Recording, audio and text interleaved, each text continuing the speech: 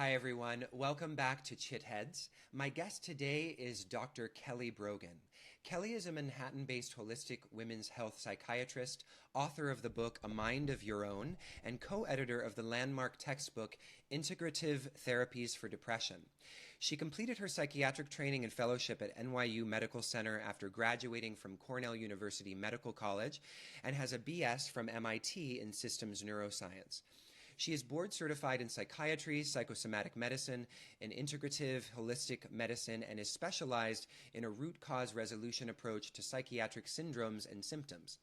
She is on the board of GreenMedInfo, Functional Medicine University, Pathways to Family Wellness, NYS Perinatal Association, Price-Pottenger Nutrition Foundation, Mind Foundation, the peer-reviewed index journal Alternative Therapies in Health and Medicine, and the Nicholas Gonzalez Foundation.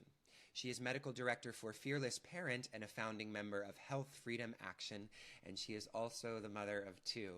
So hi, Kelly. Thanks so much for joining us. Every time I hear that bio, I think, God, I've got to shorten that. I just took a nap while you were reading that. Well, as I was going through it, I was like, oh, I'm pretty sure I'm butchering 3 or 4 of these institutes. And is MIND, is that double? Is it 2 Ds? Is it supposed to be like that? Yeah, it's an acronym. Yeah, it's an Australian-based. It's actually a pretty amazing foundation, but yeah, that's it. You got it. Okay, all right, but it is pronounced MIND, correct? You got it, totally. Okay. MIND with 2 Ds, everybody out there, just in case you're not aware. So I'm really excited to talk to you because this is actually, we're going to talk about a topic that is really, I've felt very passionate about for a long time, which is, notions of mental illness and ways to approach that that are maybe alternative to the status quo and the way we've been socialized to think about what mental illness is. But before we do that, I would love to just hear a little bit about your own personal story and what led you down this path of healing. Yes, so I come from the orthodoxy. I was raised in a totally conventional household. In fact, my mom is an immigrant from Italy. And so, if you know any, sort of immigrant kids, were raised under a very common ethos, which is like authority, authority, authority, go become a doctor or a lawyer, make your money, sort of meet these externalized, sort of, markers of achievement and you'll be fine. And so that's sort of what I did. And I went to medical school to become a psychiatrist, amazingly, because I had worked a suicide hotline at MIT where I went to college. Suicide is actually quite a big issue. And I sort of came under the illusion as I was studying neuroscience there that we had cracked the code of human behavior. We know how to help people. We just need to get more access, to treatment, and we have these amazing medications. We just need to ease their suffering through, sort of access to treatment. And so it really wasn't until, and this is very sort of classic for most turncoat physicians, it wasn't until I had a personal experience of the limitations of conventional medicine that I began to open my eyes to a broader story. Yeah. So, I was in the business of medicating pregnant and breastfeeding women, actually. That was my specialization. There's such a thing. It's called reproductive psychiatry. And Whoa. Yeah, it's a whole thing. It's a whole, because now we have 1 in 4 women of reproductive age entering into a pregnancy on medication. Okay. So there's a burgeoning specialty to theoretically address that or help them to make that decision. But really it's designed unintentionally perhaps to encourage them to remain on medication based on, selection of the literature. But anyway, so I was writing these prescriptions. I was pregnant myself. This was 9 years ago. And I remember writing a prescription for Zoloft for a pregnant patient. Mm-hmm. And I remember having this sort of sense like I would never want to take one of these medications as a pregnant woman myself now, finally, right? And I just ignored that because it was totally dissonant and didn't fit in any way with my sort of real intellectual zeal for psychopharmacology, as it's called. Yeah. And so it wasn't until I was diagnosed with an autoimmune thyroid condition 9 months postpartum with something called Hashimoto's that same voice came up and basically, told me, I don't want to take medication for the rest of my life. I don't want to do that. That's not for me. That's for my patients, right? So I very uncharacteristically went to see a naturopath because I knew what conventional medicine had to offer me, and I knew that there was no way out. I knew that I would be on prescription for the rest of my life, and I also knew that I probably would never feel totally well. So I went to a naturopath and put my, potentially lifelong recidivistic condition into total remission in the space of 9 months through lifestyle change. And it not only, sort of opened my eyes, but it made me enraged. And I was really, I'm a righteous person. I work very hard on this in my spiritual practice, but I am by nature, so, so I went back to the literature. I've always been a science nut. And I basically said, I'm going to find out what I wasn't told. I was never told you could put an autoimmune condition into remission. And I was certainly never told that you could put it into remission through. Sorry, Kelly, 1 second. No problem. Do you know, what did they say? Are they bringing it up? Yeah. Okay, can you? Sorry, we asked them not to call while this was happening. Oh, no worries. No worries. Great. I can just restart that sentence. Yeah, go for it. Yeah. So I never learned that you could put an autoimmune condition into remission. I certainly never learned that nutrition had anything to do with anything. We have about an hour of nutrition education in a classical, physician training, all total. So I basically unlearned everything that I learned. I started with actually researching vaccines because it was the biggest decision I had to make in my family life. I researched psychiatric drugs. I researched antibiotics. I researched the birth control pill that I took for 12 years. I researched over-the-counters like acid blockers and painkillers. And I basically learned in each and every instance that we were not taught the whole of the scientific literature. And so therefore, not a single patient I had ever interacted with was properly consented for anything I had ever prescribed or recommended. So that was the beginning of a rabbit hole I have yet to emerge from. Wow. So what were some of the things that you discovered when you're saying that you weren't privy to all of the literature? So what were kind of the maybe more disturbing things that you discovered about the literature that you hadn't known before? Well, there are some common themes when you look at very commonly recommended and even sort of like the sacred cows of conventional medicine. There's common themes. And, what seemed to be happening was that there's a promise that's offered, right? Take this and you'll feel happy. Take this and that nasty bug that's infecting you will go away. Take this and you'll never get sick. Take this and your pain will go away. So there's a promise.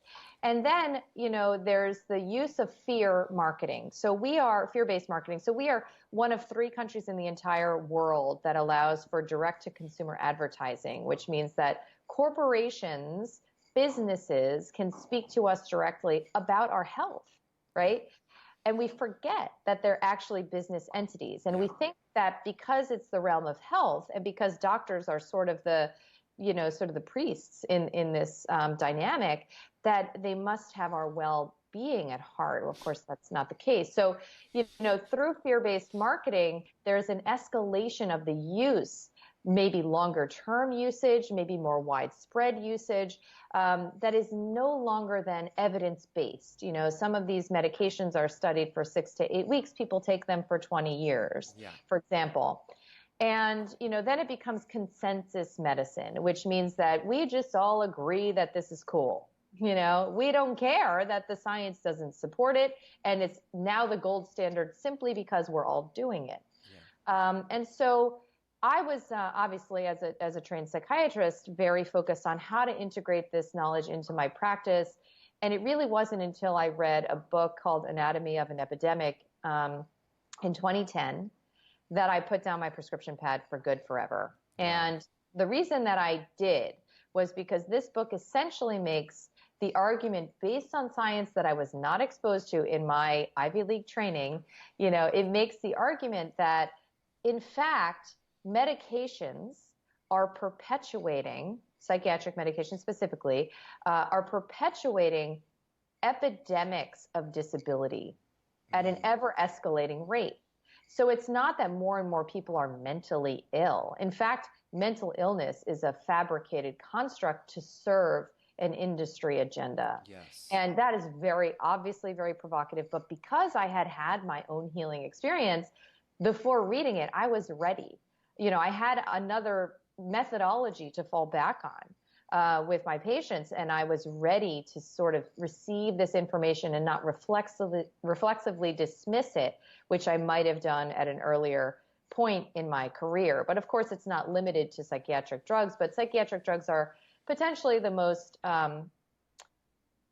dangerous, because we don't have any objective testing in this field, right? You have a 10-minute conversation, with a doctor, and you're labeled potentially for life, and you're given a prescription that could potentially be a Russian roulette, literally, inducing states of impulsive suicidality and homicidality. I mean, this isn't sensationalism. It's in the scientific literature. It's just that you're not hearing about it because our media is funded by the very industry, that seeks to profit from your consumership. So it's a bit of a nasty web to unravel, but we could talk about the good news too. Yeah, we will. But and one of the things that it seems really pervasive, and I know this in some of my interactions with friends who aren't as sort of versed in the alternative modalities, and they're not really familiar with any of it, and it's the normalization of this kind of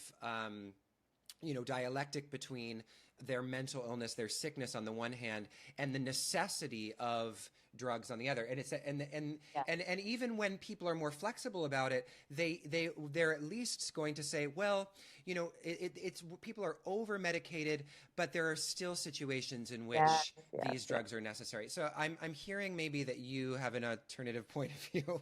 So in that situation where someone says, no, there are extreme situations where drugs are necessary, what do you say to that? I get this question, of course, all the time. Less so now, because I have started to ask patients and, citizens of the world and people who have completed, I have an online program, people who have completed that program, to speak out on video. Because you can, take it from me and easily just wave your hand, that I am, some quack or zealot or whatever, both of which are true. But, you could also just take it directly from, the experiencer's mouth. And so I believe that there are no carve-outs. I believe, based on, I would say, at least 2 tiers of concern, that there is no role for psychiatric medication in the human experience. My first tier of concern is an evidence-based concern. I have I take grave issue with the fact that we are not what's called risk stratifying patients for the potential for even a few doses of a medication to drive them to murder a family member, to shoot up a shopping mall, or to take down an airplane. We know, based on the literature, that there is a risk. It's called akathisia-induced impulsivity. It's a known entity, okay? But we have no means at this point of identifying who would be vulnerable to that. How can you justify a single prescription? Literally, a single prescription. So that's, one element. Another major concern I have is what we are learning about the long-term use of these medications, which obviously began to escalate in the 80s, which is that they're potentially the most habit-forming chemicals on Earth. So to come off of these medications is no small ordeal. And that's why there are literally millions of people screaming on the internet about how violated they feel by their prescribers, to have never been told that it is, literally you could develop something that looks like an AIDS syndrome. You become so disabled, so sick, and so incapable of maintaining any functionality in your life, simply trying to come off of a medication you started because you had a breakup with your girlfriend in college. Literally, this is what we're looking at. And so, this is, again, now entered into the literature as recently as 2014, where this is a known withdrawal phenomenon, because we used to tell patients that it was their illness relapsing, but patients know that's not the case. Yeah. So, with those concerns, we have to take this much more seriously. But then there's the sort of more spiritual, philosophical layer, which is, there's no free lunch, right? If you are being presented a crisis in your life, whether it is acute hopelessness, whether it's psychosis, whether it's mania, whether it's, recurrent panic attacks all day long, whether your OCD is so bad that you've picked holes, literally through your cheek. I've had a patient like that. There is a driver. There is a root cause, whether it is a thyroid imbalance, blood sugar imbalance, a single nutrient deficiency, and these are all evidence-based, concerns, whether it is a mismatch in your life with a partner, with a job, whether it's a toxic exposure in your home, whether it's unmetabolized childhood trauma, you have to look at it. You have to move through that wound, because you will not get out without repercussions. This is the American consciousness, that we believe that we don't have time, to examine our challenges, that suffering is a problem. Literally, in the Diagnostic and Statistical Manual, which is like the Bible in psychiatry, crying, tearfulness it's called, is a symptom of illness. Literally. How wrong have we gotten it, and how many millions of people have we convinced, billions, have we convinced that this is an acceptable way to engage the human experience? So, I just came back from India. I've never been before. Yeah. And it was literally, I've spent a week just trying to reintegrate into this culture, and I was only there for 2 weeks, because I had never been somewhere where spirituality is the default, right? And even though they struggle with, on a Maslow's hierarchy, like pretty basic human needs not being met, okay? Like a level of poverty I've never been exposed to before. There is a sense of ease and even joy, believe it or not, that we wouldn't even recognize as Americans. And it's because I imagine there is a sense of being held by something bigger that allows you to move through challenges in life and to tolerate experiences and to focus your energy on what is, and perhaps even a gratitude for, what you do have, that, left me speechless when this teenager I was talking to asked me what kind of a doctor I am, because I couldn't even, how could you make sense out of the fact that there is such a doctor that gives medications, for difficult behaviors like that? You know what I mean? Like, it's just not, it wouldn't even have made any sense to him. So, my bias at this point is, why don't we at least start with the basic pillars? So, let's start with healing the body, because everything gets clearer when your body is healed, everything, and then we'll see what's left. And, this obviously often requires the support of, family members and partners. And there's a special alchemy to this. It is not for everyone, but I can only hope that by demonstrating the outcomes that are possible, it will become, for more and more people, an answer that makes sense. Yeah. I read your blog post about India, and it was really beautiful. I actually listened to that video. I watched that video. Was it just a random family that you met? This family is a friend of one of the people leading this Kundalini yoga retreat. They had become friends, and it was one of the most incredible, in this family. So this is what is in Amritsar, like a very sort of Sikh dominant city where the Golden Temple is. It's a very sort of, devotional place. And in this teeny house, it wasn't even a house. It was like, I don't even know what you would call it. Like, it was like a cave, practically. There's a room, okay, like ostensibly the bedroom. And in the bedroom was given to the Sri Guru Granth, which is like their holy book. The bedroom was given to this book, okay? And the rest of them, 3 sisters, a brother, and 2 parents, lived in this hallway, basically downstairs. And these people, to be in their energy, literally they played that for us, just, a group of 10 of us. And every single person in the room had tears like streaming down their face. Just to be in their energy what was healing. And, these people, by American standards, should be on the verge of suicide for how much they're struggling with, on the material plane. It's just incredible. Yeah, when the three of their voices came together, I was like, I had shivers. It was so Shivers, powerful. right? Yeah, Yeah. exactly. So one thing that you wrote actually that I just want to bring into, and then we'll kind of move into where I think we're naturally moving, which is ideas around the sick gut and microbiomes and food as medicine and that sort of thing. You mention, I really like this thing you wrote, the Guild of Psychiatry is one of the greatest threats to the soul's journey because it denies the existence of the soul. Yeah. So I feel like we're already sort of talking about that, but, and, you know, with reference to India and being held by this sort of, you know, ethereal something. So do you want to unpack that a little bit more and kind of how that sort of segues into the good news? Yes.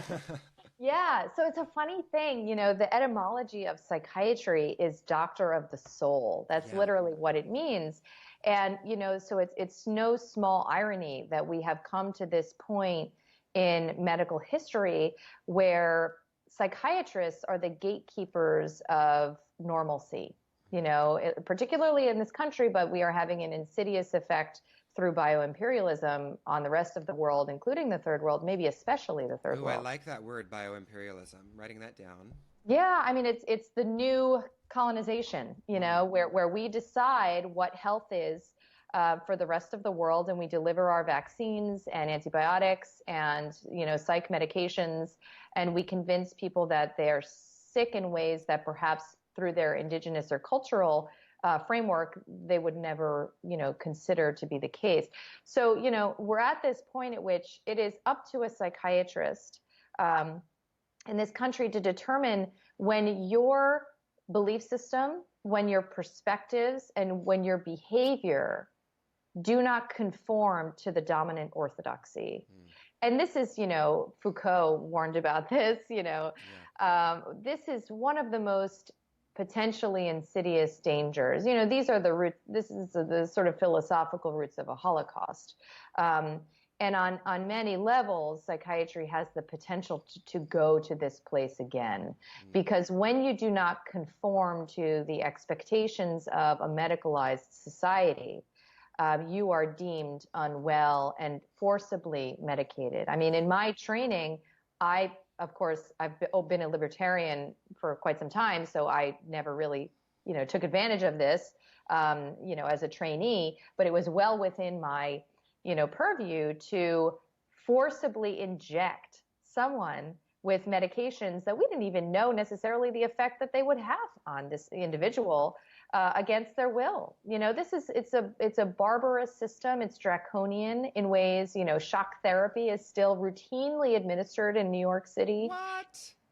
It's funny that people don't even know that. Yeah, I mean, it's a rabbit hole that unless you are a psych survivor, they're called, you know, unless you have come out the other end, you would almost never believe it. Oh. And so it's really important that we begin to hold a space together for struggle and suffering, period. I think maybe that's the most important thing we can do as a kind of activism, you know, is to make it okay for your friend, for example, to feel hopeless for a while, you know, to be there with it, sit with it, just be in it. Because what happens is it transforms. At any given point, probably 20% of the women that I work with are actively suicidal.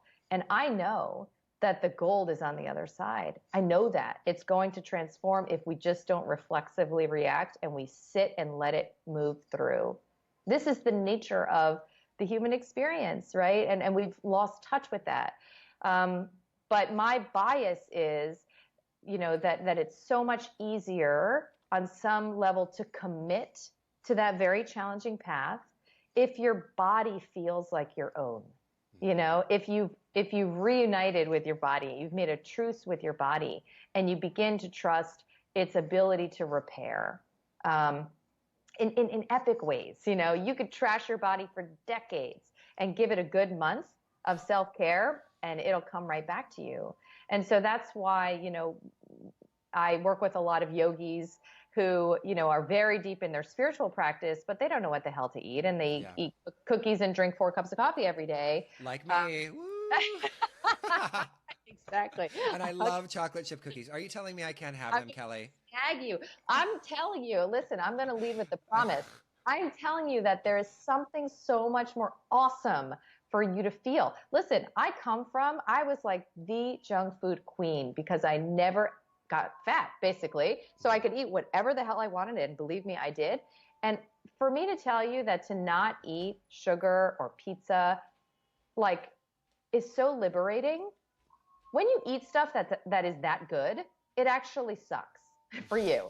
You know what I mean? It actually is like it's like you're a slave to your relationship to these, surrogate pleasures in life. And you put so much energy towards it. And it's energy that if you could reclaim it, would take you to crazy places. I mean, my experience and my patients' experiences are that, the unfoldment becomes so fun. Like you get into your alignment and life is just like a wild ride, with synchronicities and like wild opportunities. And what you thought was just sort of like, oh, well, this is probably how my life is going, gets blown open. And there's so many new opportunities that you could have never even fathomed.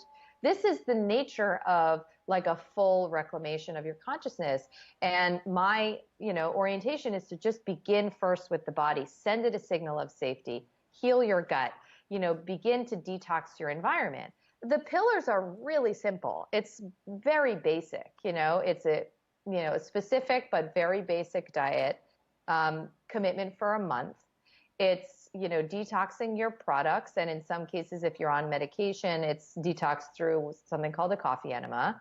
And then it's a daily commitment, 3 minutes a day of meditation. I am a Kundalini yoga zealot, so that's my bias. And I recommend a 3-minute Kundalini yoga meditation. You can Google Kundalini yoga meditation and put any word, digestion, heartbreak, intuition, PMS, and there is one. There are thousands of them, all for free on the internet. And you can adjust it down to a 3-minute experience and commit to it in the morning, first thing when you wake up. And I can virtually guarantee, perhaps after the first time, but at least after a week, you will begin to feel different in all sorts of weird ways. I just did an interview yesterday of a course completer who attributes pooping every day for the first time in her life to a 3-minute daily meditation. This is because we're learning it's all connected. It's all one web. And when you enter with all of these top-down interventions, you just bust apart all of the, cobwebs, and you clear the white noise, and you get super ready for whatever you need to, how you need to upgrade, as a spiritual being. Yeah. So for someone who's listening who may be still skeptical that what they eat could have that much power over, because I take the idea is that, it has a profound impact on your mood and your psychological well-being and your emotional well-being. So can you give us some sort of scientific things that have been discovered scientifically that will illuminate this idea of the relationship between the gut and our emotional health? I would say one of the most well-researched entities is actually a component of wheat and related grains called gluten that's now a bit in the zeitgeist. Yeah. So people have heard of it and know about it. And, there are many different theories about why this is becoming more of an issue for people, including the fact that we have disappeared so many of our good bacteria over time, through the way we're born, surgically and in hospitals, through the antibiotics we take and the vaccines we use, et cetera, that we no longer can digest it without the aid of these beneficial bacteria that we no longer have. That's one theory. But for whatever the reason is, we are discovering that people are more and more sensitive in more and more unusual ways to the effects of processed wheat. And there are published cases in the literature. There's actually more than 200 published papers on the brain-based effects of gluten. But we have a pretty good understanding that even though the inflammation is at the gut level, you may have totally fine bowel movements and no gas, but the manifestation of the pathology and the problem is literally at the behavioral level. So, a case I recently wrote up in a blog that was in the New England Journal of Medicine looked at a young woman, I think she was 37, who literally was so psychotic and delusional that her family took out a restraining order on her. And she was medicated with antidepressants and antipsychotic medications that didn't help. And it wasn't until I think a year later that she was actually tested, found to have a thyroid condition and wheat sensitivity. She was put on a totally gluten-free diet, and within 2 months was her absolute healthy, normal self. Wow. Okay? So if you don't know this about the potential relationship between your food and your mood and behavior, then you will end up a psych patient for life. And that nobody wants that. Even if you believe in psychiatry, you still kind of don't want to take meds for the rest of your life. Who wants that? It's a natural resistance, right? So if I'm telling you there's a way out, and I have personally published cases in the peer-reviewed medical literature, I have video evidence, of cases that are so extraordinary, none of my prescribing colleagues have ever had a single outcome like this. Why wouldn't you try it? Yeah. It's a month of your life. Like, give it a whirl. A month goes by like this. Commit to it and try it and just see what happens, because the alternative, it's not so great. And even if you're on medication, so most of my patients come to me on medication and they have a desire to come off, but we don't taper their medication before they do this month of self-care, self-healing. Wow. Wow. Such an inspiring note to end on. Thank you, Kelly. This has been so awesome. So can we get a little bit of information about you for those that are listening that want to learn more or study with you or maybe seek you out in terms of your, do you call it psychiatry now? What do you? That's a great question. Yeah. I refer to myself as a holistic psychiatrist, but I certainly, I certainly obviously don't use medication in my treatment protocols, but yeah, I mean, I have a website. It's just kellybroganmd.com, and I love to write. And you're a beautiful writer. You're really beautiful. Thank you. I love to sort of like try to expose people to the science that is less popularized by mainstream media. But we also have a ton of resources. Almost my entire book is available on my website in blog form for free. And, we also have obviously more intensive support available. It's my belief that every single person on the planet, is entitled and should be entitled to this second chapter, to this other way. And so we just try to make that as easy as possible. All right. Well, thank you for doing the work that you do, Kelly. It's been such a pleasure. Thank you. All right. I'll talk to you soon. Awesome.